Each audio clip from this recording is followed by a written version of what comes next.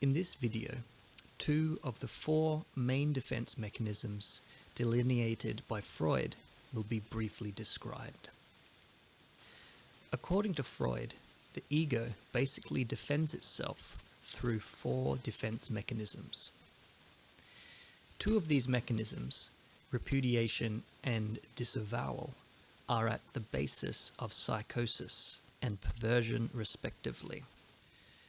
They constitute defending the ego from the external, unbearable, and traumatic reality perceived. This feature differentiates them from the other two defense mechanisms, repression and negation, which intervene in the genesis of neurotic disorders and defend the ego against the inner drives. Repression, translated from the German word verdrängen. In Freud's opinion, repression is a three-stage process.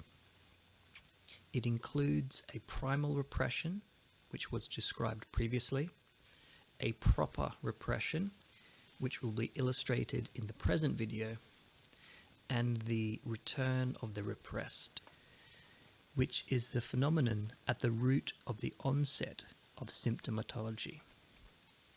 Freud described the proper repression in simple words by using a metaphor of disgust.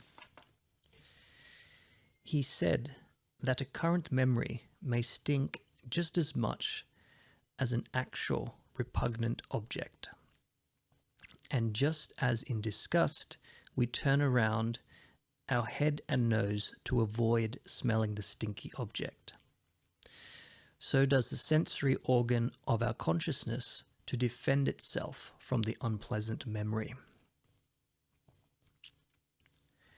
The proper repression is not a defense mechanism present from the outset. It cannot be engendered before a clear separation has been established between conscious, preconscious, and unconscious psychic activity. As previously illustrated, this separation is carried out by primal repressions, which divide the subject into a conscious, preconscious, and unconscious segment. The proper repression acts on the psychic offspring of the repressed representative agency, or on train of thoughts that, coming from conscious, preconscious activity, have entered into an associative bond with it. Because of this bond, such associations experience the same fate as the primal repressed. Accordingly, proper repression does not occur only once, but requires a permanent expenditure of psychic energy to hunt for associative bonds. The essence of proper repression is a change of affection between psychic agencies.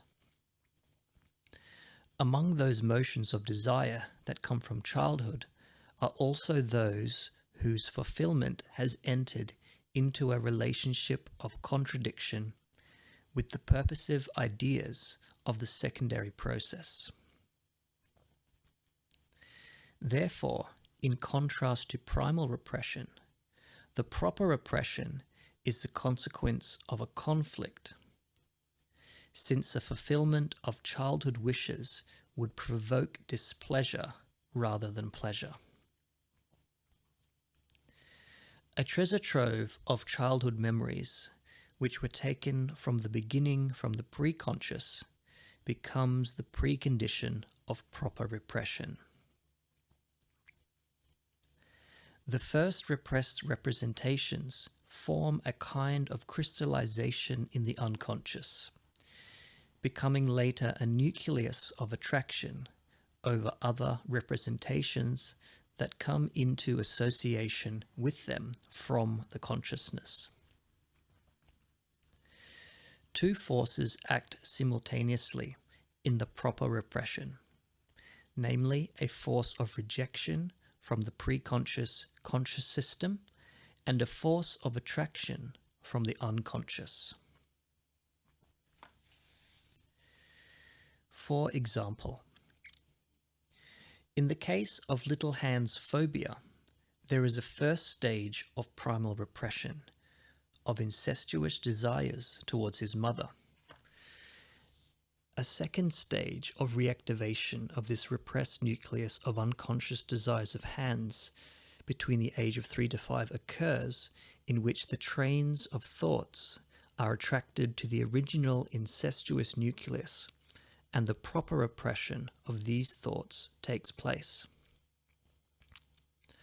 Finally, a failure of the repression materializes, which leads to the return of the repressed, namely, the symptom formation.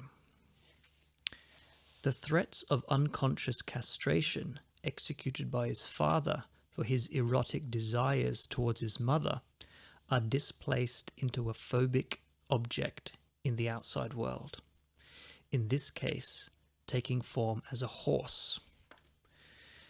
This animal, as a paternal representative, was feared for its ability to tear Hans' Widler, or his penis, with a bite. Negation, translated from the German word Verleugnung. There is disagreement as to whether negation can be considered a defense mechanism. Defense mechanisms, which are unconscious, imply that the representative agency's cathexis is withdrawn and used to generate a signal of displeasure. On the contrary, in negation, the representation appears to consciousness but is separated from the corresponding effect.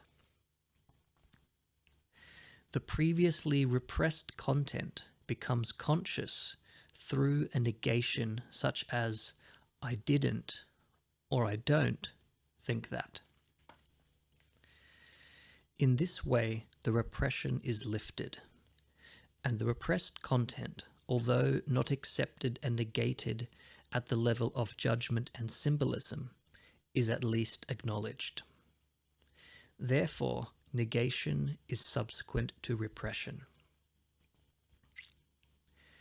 According to Freud, negation usually appears in therapy through this formula pronounced by the patient.